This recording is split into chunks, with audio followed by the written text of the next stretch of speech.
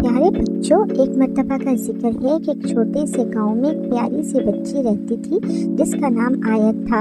वो बहुत नेक और रहमदिल लड़की थी। वो अपने गांव में रहने वाले हर शख्स का बहुत ज़्यादा ख्याल रखती थी और उनसे अक्सर मिलने के लिए जाती थी। वो हर एक से मोहब्बत और मेहरबानी से पेश आती थी।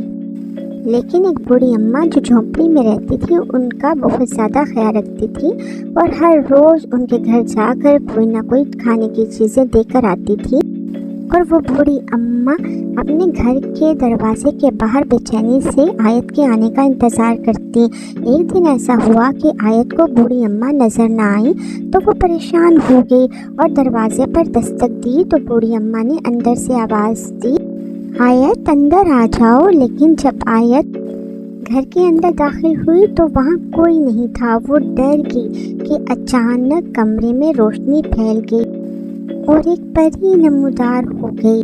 परी ने आयत को बताया कि उसने बूढ़ी अम्मा का रूप धारा हुआ था। असल में वो परी है ताकि गांव में अच्छे और रहमदिल लोगों को ढूंढ सके। फिर परी ने आयत से कहा कि तुम मुझे अपनी विशेष बताओ। आयत ने कहा कि मुझे चॉकलेट्स चाहिए। कमरे में चॉकलेट्स का ढेर लग गया। फिर आयत ने कहा कि मुझे गरीबों के लिए पैसे चाहिए और सोने और पैसों से पूरा कमरा भर गया। और आखिर में आयत ने कहा कि वो बादलों की सैर के लिए जाना चाहती है। परी उसे उठाकर बादलों की सैर को ले गई जिससे आयत बहुत ज़्यादा खुश हो गई।